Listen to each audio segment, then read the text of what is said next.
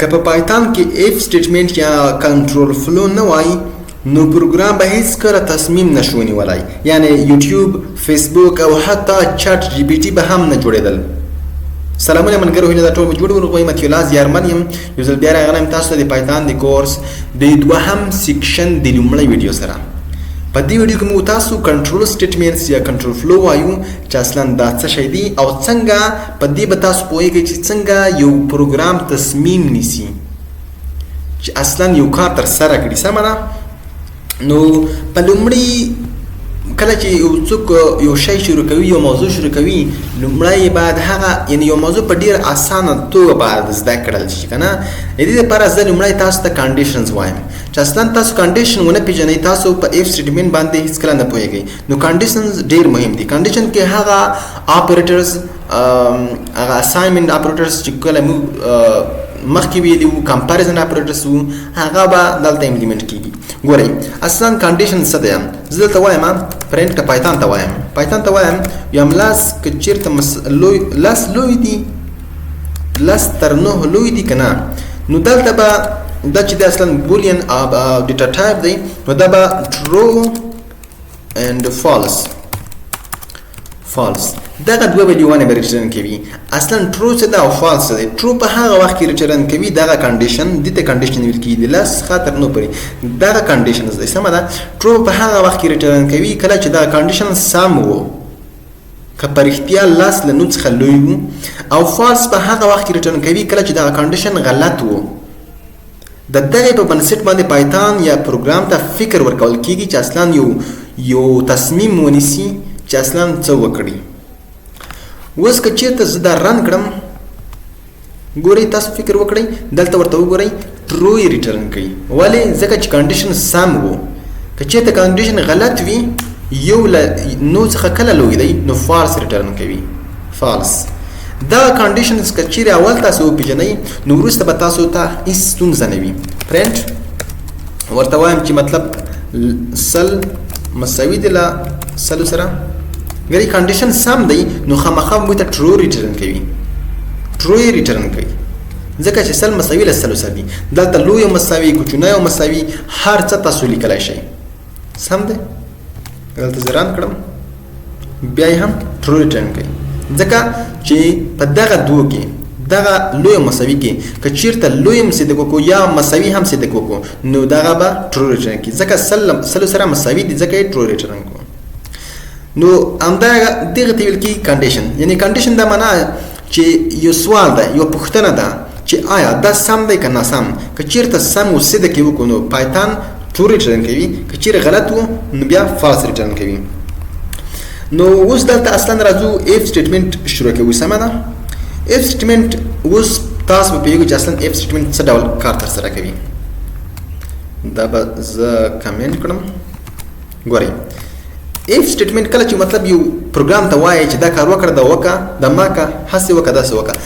زه یو ایج دی که نه، ایج مطلب 23 صحیح ده؟ دا ایج دی په وریبل کې مې ذخیره کړی دی. دلته زه اوس داسې ورته وایم چې که چېرته دغه ایج دا لوی او مساوي له 18 څخه شو نو موږ ته باید پروګرام داسې ریټرن کړي چې ته مطلب اډلټ یې. صحیح ده؟ اډلټ ریټرن کړي، اډلټ موږ ته پرنټ کړي. خو دا به څنګه کوو؟ اوس یعنې دلته ته داسې نه شي ورته لیکلی چې پرنټ کړه، مطلب پرنټ کړه اډلټ داسې ته نه شي کولی. چېرته دا رن کړي اډلټ یې موږ ته پرنټ کړو. خو دلته اصلا ډیسیژن میکینګ نه دی. سمه ده؟ ډیسیژن میکینګ نه دی. که دلته دغه فالس هم کې مطلب دوه یې کې، دوه خو له 18 څخه لوی مساوي نه دي ورسره، کنډیشن اگر فالس دی خو بیا هم موږ ته اډل پرنټ کوي. اډل خو داسې دی چې مطلب دغه پایتان چې دی لاین بای لاین اکزیکیوټ کېږي او دا یې اکزیکیوټ کړل موږ ته یې سم ریټرن نه کوي او دغه یې موږ ته پرنټ کوي. خو دلته که چېرته غواړئ تاسو ډیسیژن میکینګ وکړئ نو دلته به اف سټیټمنټ کاروئ ورسره. کله مو چې اف سټیټمنټ ورته کار کړو دلته اوس ډیسیژن میکینګ ترسره کوي پایتان. پایتان ته موږ وایو چې که چېرته دغه ایج کوم دی، ایج دا له 18 څخه لوی وو یا 18 وو خپله نو موږ ته به پرنټوي چې اډلټ. خو دلته کله مو چې اف سټیټمنټ شروع کړې وه په آخر کې به خامخا فول کالن یې دی. ګورئ په جاوا سکرپټ کې کرلی بریسز کاریږي په جاوا کې هم کرلی بریسز کاریږي نو دلته لای څه سینټیکس تغییر دی او فول کلام کاروو او دلته یو موضوع د انډنټیشن به خامخا تاسو پیژنئ دا اوس ولې ماته ایر راکوي کله چې په دې باندې ودرېږي دلته څه وایي expected indented block دا څه معنا پایتون د نورو ژبو رقم نه ده لکه پی ایچ پی چې ته داسې غلط مطلب ریډیبل کوډ کې ولیکي دا ناٹ ریډیبل کوډ دی صحیح ده یعنی په دې کې څنګه نه پوهیږي چې اصلا د اف بلاک کوم دی څه ډول کوډ کې لیکل کیږي څه ډول مطلب نور شون کیږي نو دلته به خامخا یو ټاب وهي او ترڅو د اف سټیټمنټ بلاک ته دغه کوډ راشي دلته اوس دا بلاک دی ایگزیکیوټیبل بلاک په دې کې هر څه کوډ چې تلیکي دلته که وریبلز وي فنکشنز وي دا به صرف او صرف د دغه اف بلاک په صحه کې وي صحیح ده نو دې ته ویل کی انډنټیشن په دې کې انډنټیشن هم زده کړئ انډنټیشن اوس داسې دی مطلب دغه اف چې دی که چیرته ټب ووهي ماته یو فاصله ورکړي که ټب ووهي فاصله ورکړي مطلب داسې کومه چې اف په دې رقم دا سپیس ورکړم په دې دلته هم غلطي راکوي unexpected indentation دا څه معنا دا داسې وایي چې ته هر لاین کوډ لیکې مطلب کله چې بدون د دغو انډنټیشن نو دا به خامخا د سر څخه لیکې مطلب دلته به چاسپ چې چېرته دغه داسې کوم دغه غلطي راکوي پایتون دومره خوندوره ژبه ده مطلب کوډ هم ډېر پاک او صفا ښکارېږي دې ته انډنټیشن ویل کېږي صحیح ده اوس دا په دې بلاک کې راغلو کله چې وروسته فنکشنز ته ولاړ شم وایل لوپ او فار لوپ ته هلته به هم په انډنټیشن باندې نورې خبرې هم کوو ښه اوس مو تاسو دلته ورته وویلې چې ایج سمه ده درویش دی خو که چېرته ایج لوی مساوي له 18 څخه وموږ ته به دا پرنټوي نو اوس به موږ ته دا پرنټ کړي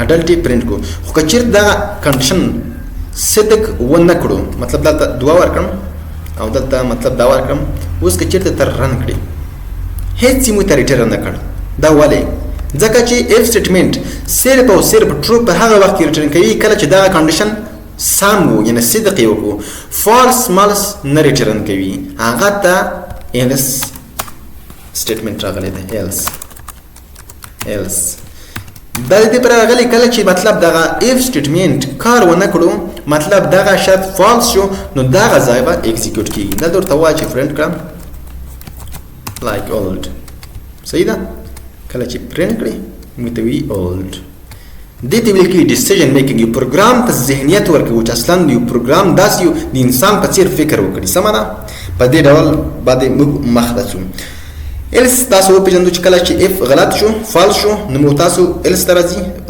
پروګرام او ایلس کې چې څه کوډ دی په دغه بلاک کې ګره ایلس ما څرته چې دلته انډنټیشن دلته هم داسې دی په دې ځای کې هم تاسو خامخا ټاب ورکوئ او دلته بلاک ګرام معلوم وي دلته که وریبلز ورکوي هر څه ورکوي نو دا به خامخا دلته وي که داسې هم که دلته به ورکړل نو دا به هم غلطي راکوي صحیح ده دلته یو بل پرنټ فنکشن واخیسته په دې کې ورته وایي چې هلو صحیح ده مطلب داسې ښه دا دې ورکړل دلته موږ ته بیا غلطي راکوي unexpected indentation ګورئ که اول سټیټمنټ په د بلاک کې دی مطلب د یو ټپ اندازه باندې راوستلې وه دغه ټول کوډ چې کار ته راځي ټول کوډ به د یو ټپ اندازه باندې مطلب وي یعنی سیم دا رقم صحه کې به دا کوډ لیکي او که د اول دلته راوستلی و د دوهم غلطي درکوي خامخا به د دوهم لاین هم هلته ورولي بیا غلطي نه درکوي نو مطلب داسې چې انډنټیشن باندې پوه شوي یاستئ او ډېره مهمه موضوع ده ستاسو کوډ ډېری بیګنر کسان دغو سره مشکل لري کوډ یې لیکلی وي سم یې لیکلی خو غلطي راکوي دی جاواسکرپټ کې کار کړی وي مطلب یا یې به دغو پی ایچ پي کې کار کړی وي دلته بیا غلطي کوډ ورکوي وي دا خو مې سم لیکلی وایي داسې دې ته انډنټیشن ویل کېږي خامخا به دا په نظر کې ورته نیسئ کوډ مو کلین لیکئ پاک مې لیکئ تر څو له ایرر څخه مخنیوی وکړئ اوس راځو بل ته ال اف ته صحیح ده ګورئ که موږ تاسو ډېر کنډیشن ولرو دلته صرف ګره 2 کنډیشن دي ټرو او فالس صحیح ده یعنی یو کنډیشن دلته ورته مشخصولی شو خو که چېرته ډېر کنډیشن ولرو لکه څرنګه یو مثال درکوم چې ډېره ځایو کې کار کېږي لکه مارکس دي د سټوډنټس مارک دي که نه دا زه د هغه نه ورته هم د یوزر څخه موږ انپوټ فنکشن ویلی وه که نه د یوزر څخه ورته هم ځکه مارکس په انټیجر کې زه یې ټایپ کاست کوم ځکه چې مارکس چې دی دا نمبرز دي صحیح ده ورته وایم چې انټر یور مارکس انټر یور مارک. صحیح ده. نو دا خپل یوزر په خپل مارک انټر کړي. صحیح ده. هغه نمرې چې دا په یو مضمون کې وړي دا هغه به انټر کړي.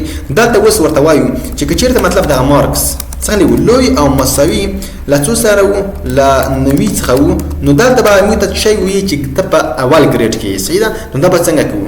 دلته ته کله چې کنډیشن ورکوي ته به خامخا اف وایي. دلته اف که چیرته مارکس دا وو نو مطلب دلته موږ ته پرنټ کړه چې مطلب ا دا د ا ګریډ څخه یې. صحیح ده.